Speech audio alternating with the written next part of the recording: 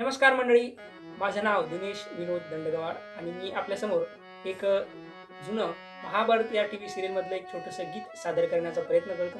तर चला ऐकूया. अथ श्री महाभारती